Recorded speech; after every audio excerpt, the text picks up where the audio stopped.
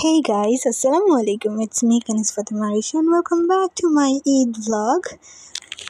যাই হোক, এই ভিডিওটা হচ্ছে আমার কলেজ ছুটি দেওয়ার আগে, বন্ধ দেওয়ার আগে।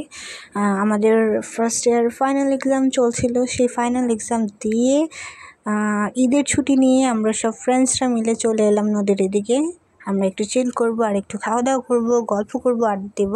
তো যাই হোক, এই দেখো আমাদের কলেজের গাছের এদিকে এতগুলো ব্যাঙের ছাতা হয়েছে আর আমার এগুলো দেখতে এত ভালো লাগছিল, জাস্ট অসম। যাই হোক, এক্সাম দিয়ে চলে আসলাম আমরা নদীর দিকে। অ্যান্ড এই দেখো আমরা হচ্ছে ভেলপুরি খাচ্ছিলাম, তাও আবার নাগা মরিচ দিয়ে। বিশেষ করে আমি ঝাল পছন্দ করি। আমার সাথে থাকতে থাকতে আমার ফ্রেন্ডসরাও আমার সাথে সাথে ঝাল খাওয়া শিখে গেছে একদম। ওরাও পছন্দ করে ঝাল খাওয়াটা।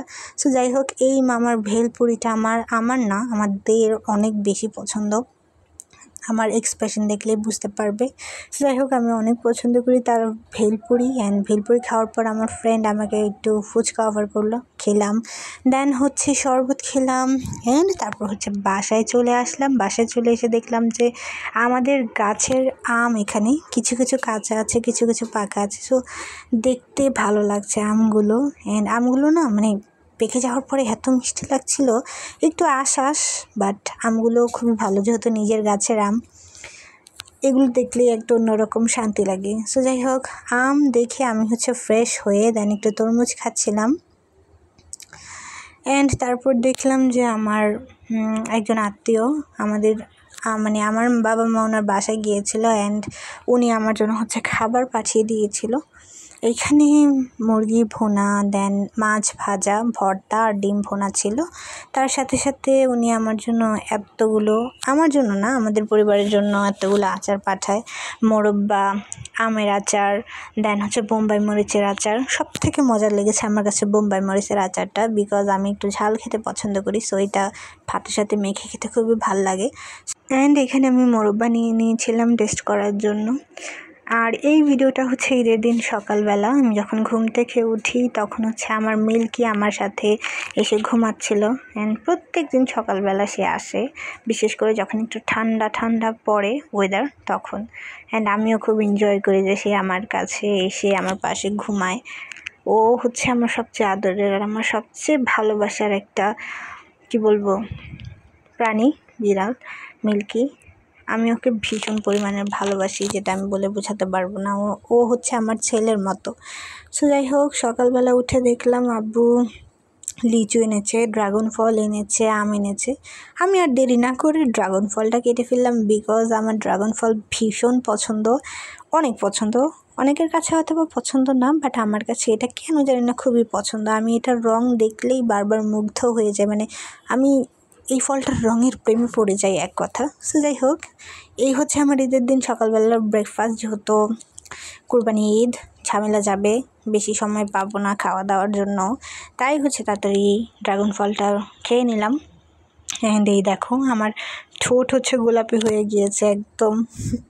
এত গাঢ় রং ড্রাগন ফলের, আমার খুবই পছন্দ এই কালারটা। একদম আমি মুগ্ধ হয়ে যাই আমি যখন এই কালারটা দেখি। যাই হোক, আমি আমাকে একটু ক্যাপচার করছিলাম। আর এই দেখো আমার জিভ একদম পিঙ্ক কালার হয়ে গিয়েছে, আমি হাসছিলাম। আচ্ছা, খাওয়া দাওয়া শেষ করে এখন চলো তোমাদেরকে আমাদের কোরবানি ঈদের গরুটা দেখাই। এই হচ্ছে আমাদের গরু, সাদা দাবদাবা। এইবারের গরুটা ভীষণ পরিমাণের বড় ছিল। আমার আব্বু একটু বড় দেখেই এনেছিল। যাই হোক, আমার আব্বু যেমনটা চিন্তা ভাবনা করেছে, আল্লাহ তাআলা তাকে ওরকমভাবেই দেওয়ার তৌফিক দান করেছে ইনশাল্লাহ। যাই হোক, অনেক কাজ করার পর দিন শেষে হচ্ছে খেতে বসেছি। কোরবানি ঈদে ভীষণ পরিমাণের কাজ থাকে। এখানে হচ্ছে চিংড়ি ভুনা ছিল, আমি অল্প একটুই নিয়েছি, বিকজ আমার অ্যালার্জি আছে।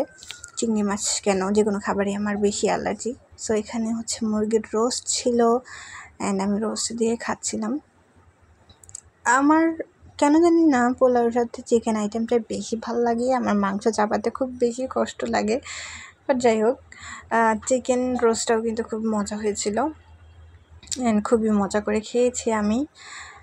আর খুব সফটলি কুকড হয়েছে, যার কারণে ধরার সাথে সাথেই ছিঁড়ে আসছিল, এমন একটা অবস্থা।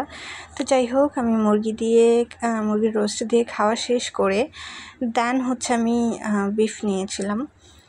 যেহেতু কুরবানির ঈদ একটু বেশি তো খেতেই হয়, আর নিজেরা কুরবানি দিয়েছি তো ঘরে তো অনেক মাংস রান্না করা হয়েছে, যার কারণে আমার এতগুলো নেওয়া। এমনিতে আমি মাংস খুব কমই খাই অ্যালার্জির কারণে।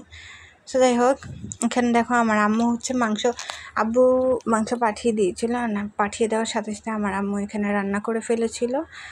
সেই তো কুরবানির মাংসের মজাই আলাদা, অন্যরকম একটা স্বাদ পাওয়া যায়, যেই স্বাদ মানে সারা বছর পাওয়া যায় না। কুরবানির মাংস রান্না করলে ভীষণ সফট হয়ে যায়, যেটা সারা বছর অন্য মানে গরুর মাংস পাওয়া যায় না এরকম সফট। তো যাই হোক, খাওয়া দাওয়ার পরে আমি পুডিং বানিয়েছিলাম, একটু পুডিং খেলাম। আর আমাদের বাড়িতে ঈদ উপলক্ষে অনেক মেহমান এসেছিল, তারা হচ্ছে আমাদের জন্য এগুলো নিয়ে এসেছিলো। সো এখানে আইসক্রিম ছিল, মিষ্টি ছিল, দই ছিল। দইটা খাওয়া হয়ে গিয়েছে, কেননা দইটা ভীষণ মজা ছিল। আর এখানে হচ্ছে এটা রসমালাই কিন্তু আমার পছন্দের একটা মিষ্টি। আমি মিষ্টি এমনিতে পছন্দ করি না, বাট হাতে গোনা কয়েকটা মিষ্টি আমি খুব বেশি পছন্দ করি।